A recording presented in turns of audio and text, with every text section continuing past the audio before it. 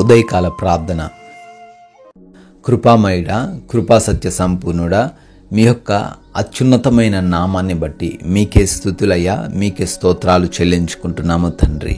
అయ్యా, గడిచిన రాత్రి కాలమంతను కూడా మమ్మల్ని జ్ఞాపకం చేసుకున్నందుకు స్తోత్రాలు ప్రభువా.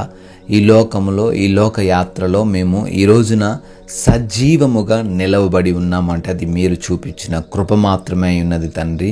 అయ్యా, ఏదో మాకున్న బలము, మాకున్న ఆరోగ్యము, మాకున్న ధనము, బంధువులు, అధికారము ఏది కూడా మమ్మల్ని ఈరోజు సజీవులుగా నిలవబెట్టలేదు. కానీ తండ్రి, కేవలము మీరు మా ఎడల కుమ్మరించిన కృపను బట్టి మేము ఈరోజు సజీవులంగా ఉండి ప్రార్థించగలుగుతున్నాం ప్రభువా. అందును బట్టి మీకే కోట్లాది కోట్ల కృతజ్ఞతా స్తుతులు చెల్లించుకుంటున్నాం తండ్రి. సామెతల గ్రంథము 29వ అధ్యాయము 6వ వచనము.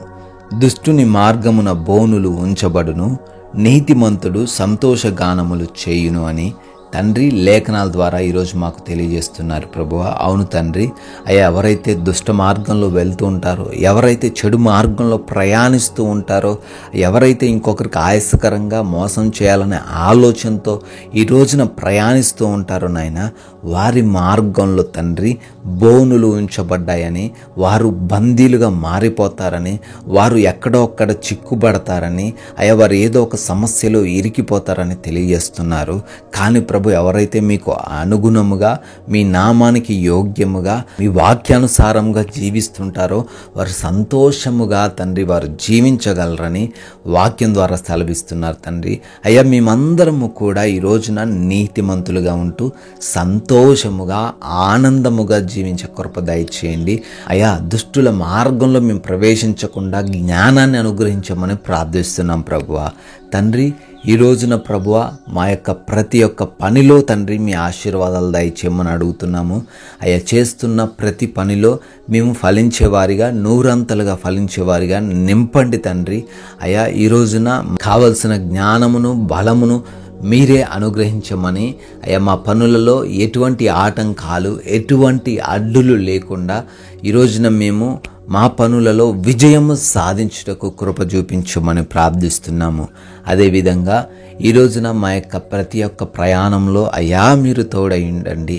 అయ్యా, మా వాహనాలను, మేము వెళ్తున్న మార్గాలను తండ్రి మీరు మాకు అనుకూలంగా మార్చండి. ఏ బిడ్డ కూడా ఎటువంటి చిన్న ప్రమాదము కూడా జరగకుండా సురక్షితముగా మరలా గమ్యస్థానాలు చేర్చబడుటకు సహాయం అనుగ్రహించమని బ్రతిమాలుకుంటున్నాం ప్రభువా. అదేవిధంగా ఈ రోజున మాకు కావలసిన ప్రతి వాటిని కూడా దయచేసే దేవుడవు నాయన, సకల ఐశ్వర్యములను ఇవ్వగలిగిన దేవుడవు తండ్రి. ఈ రోజున ప్రతి బిడ్డకు వారికి ఉన్న లోటునన్నిటిని తీసివేసి సమృద్ధిని దయచేయండి. ఆయా ఆరోగ్యములో, ఆర్థిక పరిస్థితిలో, ఆత్మీయతలో ఏ విషయంలో లోటుగా ఉన్నారో వాటన్నిటినీ ఈ రోజున ప్రతి ఒక్కరికి దయచేయమని ప్రార్థిస్తున్నాము తండ్రి. ఈ రోజున ఎగ్జామ్స్కి, ఇంటర్వ్యూస్కి వెళ్తున్న వారు ఉన్నారయ్యా, వారిని జ్ఞాపకం చేసుకుంటున్నాగా జ్ఞానముతో, జ్ఞాపక శక్తితో వారందరినీ నింపమని బ్రతిమాలుకుంటున్నాము దేవా. అదేవిధంగా ఈ రోజున హాస్పిటల్స్కి డెలివరీస్ కొరకు, రిపోర్ట్స్ కొరకు, ఆపరేషన్స్ కొరకు వెళ్తున్నారు. వారికి తండ్రి అక్కడున్న ప్రతి పరిస్థితిని అనుకూలంగా మార్చమని బ్రతిమాలుకుంటున్నాము నాయన. అయ్యా, మీరిచ్చిన ఈ విలువైన సమయాన్ని మేము వ్యర్థపరచకుండా ప్రతి క్షణాన్ని వినియోగించుకుంటూ నాయన, వ్యర్థంగా మేము ఈరోజు జీవించకుండా జ్ఞానం కలిగిన వారి వలె ప్రవర్తిస్తూ సమాధానంతో, శాంతితో జీవించడానికి సహాయం దయచేయండి. మాటల వలన, మా నడవడిక వలన మీ నామము అవమానపరచబడకుండా మీ నామాన్ని ఘనపరిచే విధంగానే మాకు తగిన నడిపింపును దయచేయమని కూడా ప్రార్థిస్తున్నాం తండ్రి.